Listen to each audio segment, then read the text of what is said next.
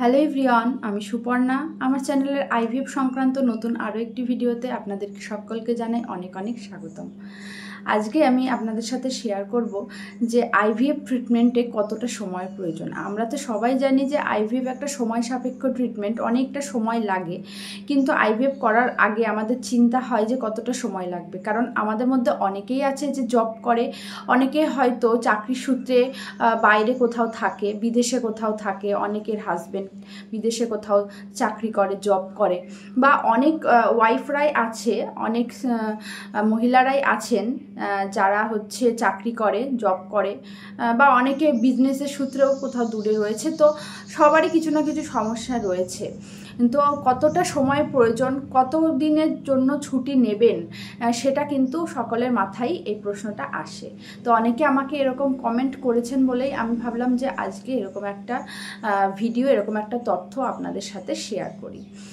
তো IVF treatment শুরু করার আগে যখন আমরা ফার্স্ট ডক্টর চেক আপে যাই, তখন ডক্টর আমাদেরকে কিছু টেস্ট করতে দেয়, কিছু ব্লাড টেস্ট করতে দেয়, টিভিএস করতে দেয়, স্ক্যান করতে দেয়, তার সাথে ছেলেদেরকে বা পুরুষদেরকে করতে দেয় সিমেন অ্যানালাইসিস, সিমেন টেস্ট। তো এই সমস্ত টেস্ট করতে কিছুটা সময় লাগে। তো দেখো, প্রত্যেকের আলাদা আলাদা সমস্যা থাকতেই পারে, তো প্রত্যেকের সমস্যার সমাধান তো আলাদা।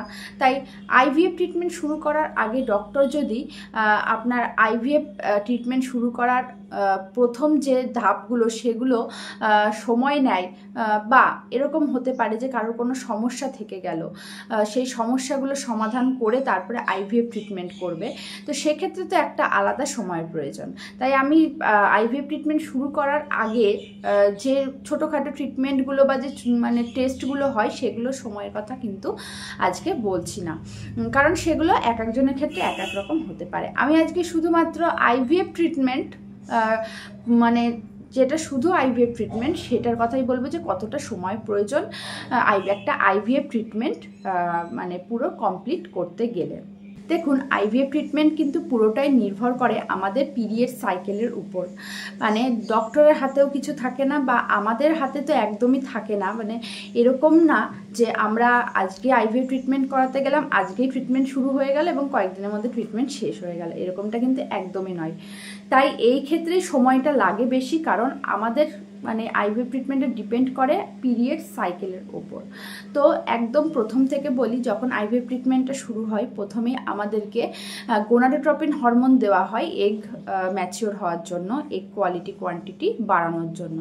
তো এই হিউম্যান গোনাডোট্রপিন হরমোন ইঞ্জেকশনটা আমাদেরকে দেওয়া শুরু করা হয় আমাদের ঠিক পিরিয়ডসের সেকেন্ড দিন থেকে, এবং প্রত্যেকটা দিনই প্রায় মানে টিভিএস করে দেখা হয়, স্ক্যান করে দেখা হয় কতটা এগ ম্যাচিওর হচ্ছে। তো দেখো, ইঞ্জেকশন কারোর 10 দিন চলে, কারোর ক্ষেত্রে 14 দিন পর্যন্ত চলতে পারে, এবং যাদের অনেকটা বয়স হয়ে গেছে, এমএইচ লেভেল অনেকটা কম, তাদের ক্ষেত্রে আরও হাই ডোজের ইঞ্জেকশন দেওয়ার প্রয়োজন হয়, তাদের ক্ষেত্রে হয়তো আরও 2-4 দিন বেশি হতে পারে। সেক্ষেত্রে মোটামুটি 10 থেকে 14 দিন সময় লাগছে এই ইঞ্জেকশনটা কমপ্লিট করতে। তারপর এগ কালেকশন আসছে। তো মোটামুটি ইঞ্জেকশন থেকে এগ কালেকশন পর্যন্ত তোমার মোটামুটি ধরো 12 থেকে 15 দিন সময় ধরে রাখো। তো 12 থেকে 15 দিন সময় লাগছে এই এগ কালেকশন প্রসেসটা কমপ্লিট করতে। তো এগ কালেকশানের পরে আমাদের এমব্রায়ো তৈরি হয়। এমব্রায়োটা 3 ডেজ এমব্রায়ো বা 5 ডেজ এমব্রায়ো তৈরি হয়। তো 3 ডেজ এমব্রায়ো তৈরি যদি করে, তাহলে কিন্তু বেশিরভাগ ক্ষেত্রে ফ্রেশ এমব্রায়ো ট্রান্সফার করে দেওয়া হয়। তো যদি ফ্রেশ এমব্রায়ো ট্রান্সফার করা হয়, সেক্ষেত্রে তো বলবো সময় একেবারে কমে গেল। তাহলে ফ্রেশ এমব্রায়ো ট্রান্সফার করলে আমাদের এগ কালেকশানের ঠিক 3 দিনের মাথায় বা 5 দিনের মাথায় 5 দিনের মাথায় যে ব্লাস্টোসিস্ট এমব্রায়ো তৈরি হয় সেটা ট্রান্সফার করে দেওয়া হয়। এবার বলি, ট্রান্সফারের পর 14 দিন আমাদেরকে ওয়েট করতে হয়। 14 দিন ওয়েট করার পর আমাদের বিটা এসিজি টেস্ট করতে দেওয়া হয়। বিটা এসিজি টেস্ট যদি পজিটিভ আসে, তারপরেও আমি কিছু ব্যাপার থাকে সেগুলো পরে বলছি। আমি তার আগে বলি যে এটা তো ফ্রেশ এমব্রায়োর কথা বললাম, এবার ফ্রোজেন এমব্রায়ো ট্রান্সফার কীরকম হয়ে থাকে। দেখো, ফ্রেশ এমব্রায়োতে যেরকম এগ কালেকশনে 3 দিন বা 5 দিনের মাথায় ট্রান্সফার করে দিল, ফ্রোজেন এমব্রায়ো কিন্তু সেটা হয় না। ফ্রোজেন এমব্রায়োর ক্ষেত্রে আমাদের যে পিরিয়ড সাইকেলে এগ কালেকশন হলো তার ঠিক একটা পিরিয়ড সাইকেল পরে মানে ফ্রোজেন এমব্রায়ো ট্রান্সফার করা হয়। শারীরিক কিছু সমস্যার জন্য এটা করা হয়ে থাকে। যদি ফ্রোজেন এমব্রায়ো ট্রান্সফার হয় তাহলে মাঝখানে কিছুটা গ্যাপ থাকে। সেক্ষেত্রে যারা চাকরি করছেন বা জব করছেন বা অন্য কোথাও রয়েছেন, বেশি দূরে কোথাও হলে তো সমস্যা, তবে কাছাকাছি কোথাও জব করলে অবশ্যই আবার আপনারা জয়েন করতে পারেন এগ কালেকশনের পরে। তো ডক্টরের সাথে সেভাবে কথা বলে নিতে হবে। যদি আপনাদের সুবিধা মতন বলেন, তবে ডক্টর যদি কোনো সমস্যা না থাকে ডক্টরের সাথে কথা বললে আপনারা 3-4 মাসের গ্যাপ নিয়ে তারপরে এমব্রায়ো ট্রান্সফার করতে পারেন। তাতে কি 3-4 মাস আপনারা আবার জবে জয়েন করলেন, তারপর 3-4 মাস পরে আবার এমব্রায়ো ট্রান্সফার করলেন বা ডক্টরকে জানালেন।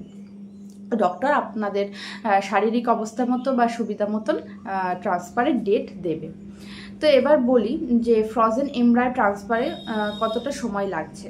দেখুন, ফ্রোজেন এমব্রায়ো ট্রান্সফারে যদি আপনি 3-4 মাস যখনই করেন না কেন, যদি আপনি ফ্রোজেন এমব্রায়ো ট্রান্সফারের জন্য আবার আসেন, তখন কিন্তু আপনার 15 দিনের মাথায়, পিরিয়ডসের 15 দিনের মাথায় কিন্তু স্ক্যান করা হয় বা টিভিএস করা হয়।